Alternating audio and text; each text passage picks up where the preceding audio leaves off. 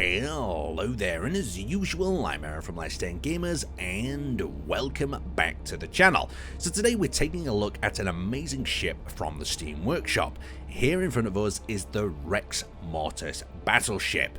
Now, the creator of this ship has explained that this is an older ship design that has been recommissioned, and it's the idea of a fast battleship, so a battleship that is highly mobile and delivers a lot of firepower, but also has traditional battleship features that you'll see. So join us today as we tour this ship, and we're going to start in the traditional manner, tip to butt. So starting at the front of the ship here, you'll notice that we've got this lovely smooth engine sort of cowling around here, but there's not an engine inside it. This is actually a communications array, and tucked deeper inside here we have ourselves some artillery turrets. So this ship can deliver some really quite potent artillery fire from the front of here, and these are deeply tucked inside here, so they're quite well protected, and keeping your weapons online is crucial. Now, the other thing I noticed about the ship is look at the low profile that it presents from the front here. This is going to make it quite a hard target while allowing it to deliver maximum firepower from them turrets that have been staggered just like that. Now, as we work our way along the arm, you'll notice that there is some of these detailed sort of staggered areas here as the hull expands outward. And as we come around either one of these sides, you'll notice that these large engine thrusters. So we've got 3 on that side, 3 on this next engine cell. So this is a lot of maneuverability from these hydrogen thrusters. Yes, hydrogen can lead to an explosive demise, but these thruster housings have also been expanded using the corrugated armor texture. So they used to have a texture block there just to make these engine cells look a little bit bigger.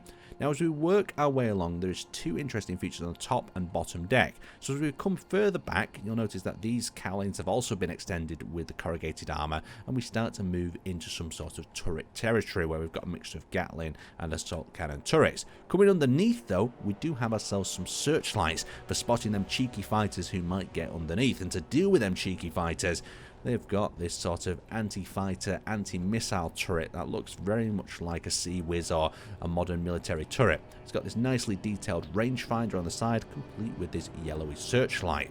And don't worry, there is plenty of turrets on the lower deck as well to explore. So working our way back up atop, we start to run into our first battery of turrets. So these are 3 railguns on either side, and they're sort of twin linked with this camera in the center, so they can be manually controlled and shot.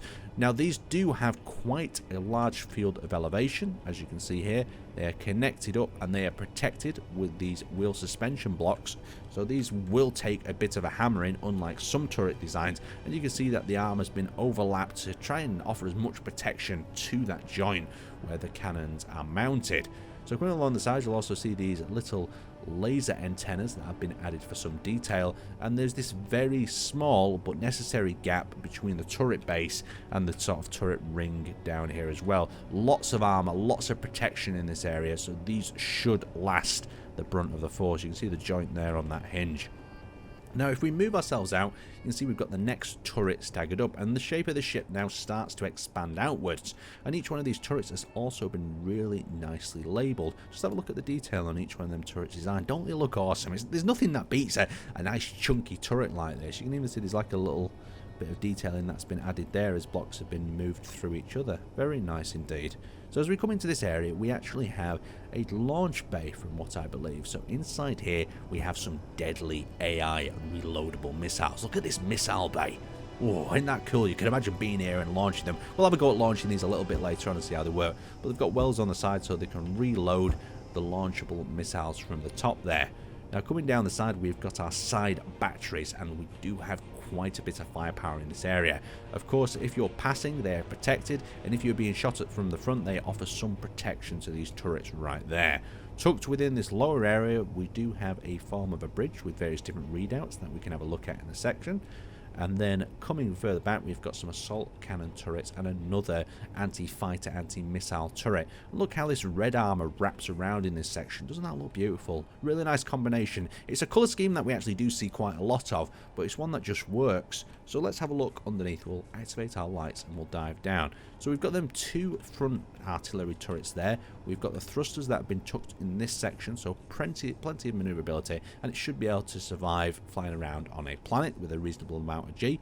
We've got this sort of husk area up in this section, this lower area there, and then we've got the rear battleship turret. And as we come to this rear area, you'll see there's loads of detailing leading us towards this rear engine bay thruster section. That is one of my favourite areas. So coming back up, you'll notice how the ship design actually then expands back to a smaller profile, and we have ourselves some landing bays right here, covered by this large railgun turret once again. There is some antennas and different masts up in that section, but as we work our way towards the back, you can see how things are piped in, and we have got our lovely LCD engine bays. So these actually hide, as per usual, thrusters behind them. They offer a limited protection, but really they just create a really nice ambience and glowing effect that thrusters can't do. So you've got the central engine bay cell right in the middle there, you've got the landing bay pad, as well as hangar access on the back, 2 turrets covering that hangar bay or landing area to stop people from trying to pirate you. I don't think people would try and pirate this, but look how these little struts and things wrap away to these protective panels on the side. Just really nice level of details. And of course we've got, I think, a parachute hatch here, so in case you do need to slow down rapidly, you could deploy a parachute. So let's begin our interior part of this tour. We're starting from the rear access loading bay, and as we come inside here, you'll notice that it's a little bit dark. There's some storage to the side, but then once we enter through this hatch, we actually start to get into the real ambience of the place. It's got this orange sort of loading bay sort of vibe as we come through here, full of barrels, of course, that have been ill-securely fitted down. This would be a mess in here, wouldn't it, if there was any serious sort of G's being pulled. So you can see that we've got the medical, we've got the crew quarters, bridge access down there, and we've also got the mess hall. We'll have a quick dip in each of these. So Space Engineers interiors always lend themselves, in my opinion, to compact interiors like this. So compact interiors with little windows for access into the area, different areas like the medical area like that. Yeah, just these compact interiors look lovely. So coming forward, we've got the crew quarters and bridge. So each one of these crew quarters off to the side has some bunks, as you can see there, with a little area for them to sit and chill.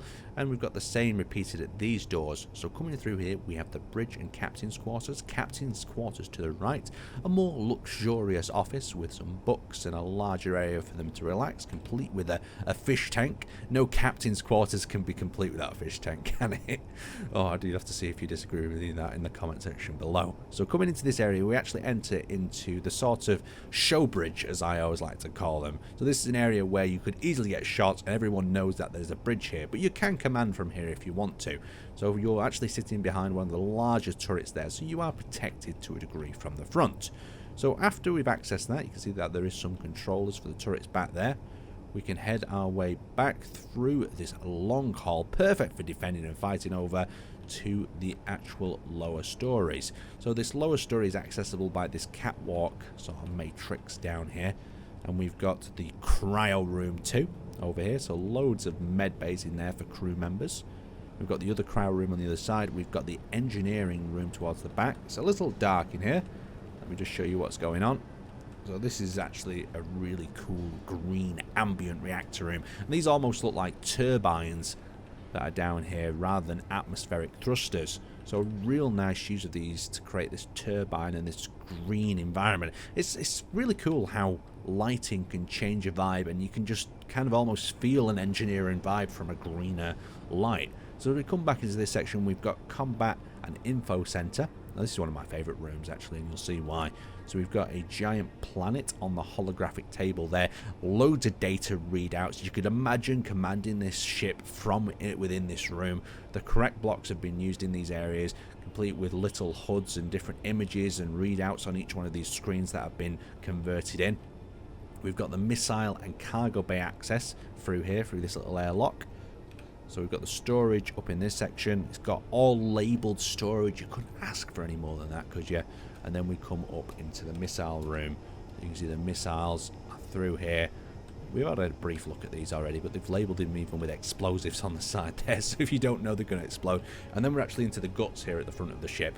And I think this is a necessary evil of a functional ship. You're going to have thrusters and internal production and different components like this. If not, you just make a ship that's too heavy and not maneuverable enough. So let's move our way back through to that central staircase once again. So as we come towards this central staircase, we're going up through the command and info bridge, and we are back into this area. Now, before we wrap this up, I want to do a basic flight test. I would love to test out the weapons and experiment with the systems, but this ship doesn't seem to come configured with the weapons in an easy, workable manner. I've had a look on the sort of menu for a bit, and yes, I can feed ammunition. As you can see, there's no ammunition into the turrets, but the turrets still are not locking on. It could be because they're not configured with weapons core, or they're using other subsystems, but when I've had a look at some of the remote weapons control, they don't seem configured at all. So let's give it a little bit of acceleration. Lovely. Look at that acceleration. That acceleration's great. Let's see how quickly we stop. Very quick sort of speed. So this is living up to that fast sort of battleship design. We've got good rotation over to the right. We've got a nice roll to the left. So this is quite a maneuverable battleship by the look of it. But it's just a bit sad that the weapons don't seem to be configured in any way. So we've got all these controllers down here. But as I go to these turret controllers, you can see that nothing's actually been assigned to them at all. So I have to dive into the menus. And when I dive into the menus, when you have a look at anyone else's ship, it's like looking at another language, like what is connected up to what here, what controls any of this. So it is not just working straight out the box, so you can't just plug ammunition in and battle with this. But I could be wrong.